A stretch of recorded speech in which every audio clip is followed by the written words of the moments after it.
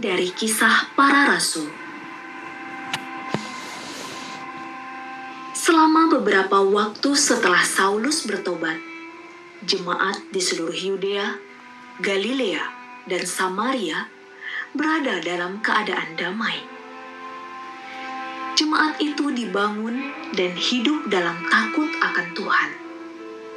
Jumlahnya makin bertambah besar oleh pertolongan dan penghiburan Roh Kudus. Pada waktu itu, Petrus berjalan keliling, mengadakan kunjungan kemana-mana. Dalam perjalanan itu, ia singgah juga kepada orang-orang kudus yang di Lida. Di situ didapatinya seorang bernama Eneas, yang telah 8 tahun terbaring di tempat tidur karena lumpuh. Kata Petrus kepadanya, Eneas, Yesus Kristus menyembuhkan engkau. Bangunlah dan bereskanlah tempat tidurmu. Seketika itu juga, bangunlah orang itu. Semua penduduk Lida dan Saron melihat dia, lalu mereka berbalik kepada Tuhan. Di Yope, ada seorang murid perempuan bernama Tabita. Dalam bahasa Yunani, Dorcas. Perempuan itu banyak sekali berbuat baik dan memberi sedekah. Tetapi pada waktu itu, ia sakit lalu meninggal. Dan setelah dimandikan, mayatnya dibaringkan di ruang atas. Adapun Lida dekat dengan Yope.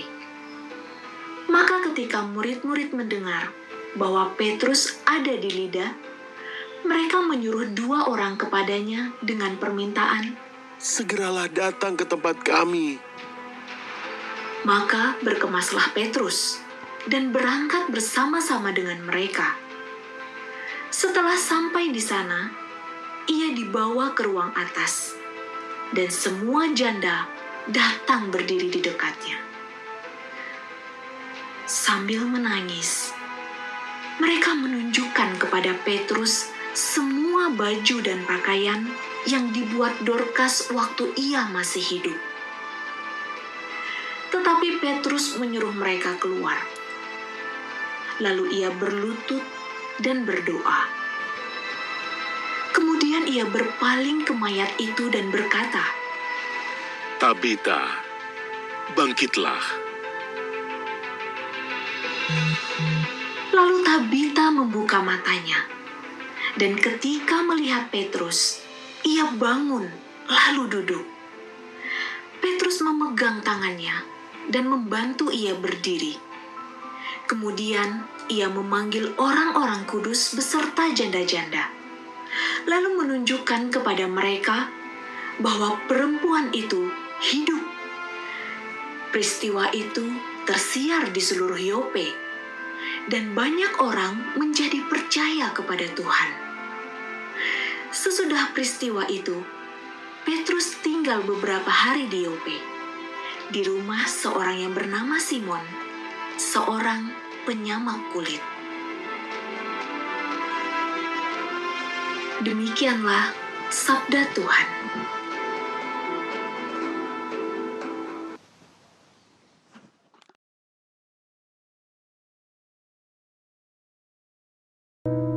Yang terbaik, yang terindah, Kau berikan bagiku.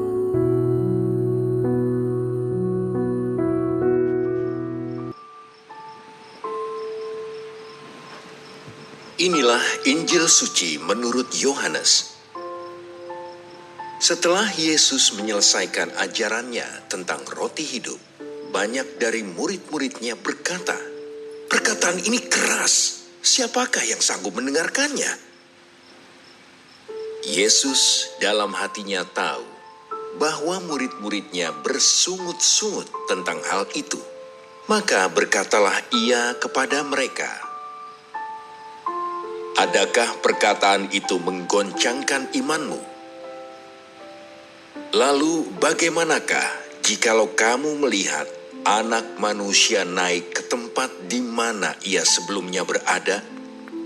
Rohlah yang memberi hidup, daging sama sekali tidak berguna.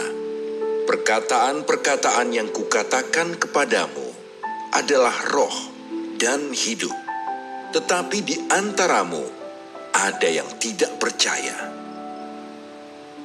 Sebab Yesus tahu dari semula siapa yang tidak percaya dan siapa yang akan menyerahkan Dia. Lalu Ia berkata, "Sebab itu telah kukatakan kepadamu, tidak ada seorang pun dapat datang kepadaku kalau Bapa tidak mengaruniakannya kepadanya."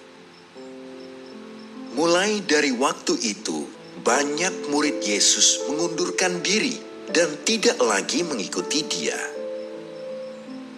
Maka kata Yesus kepada ke-12 murid-Nya, "Apakah kamu tidak mau pergi juga?" Jawab Simon Petrus kepadanya, "Tuhan, kepada siapakah kami akan pergi? Perkataanmu adalah perkataan hidup yang kekal. Kami telah percaya dan tahu bahwa Engkau adalah yang kudus dari Allah." Demikianlah sabda Tuhan.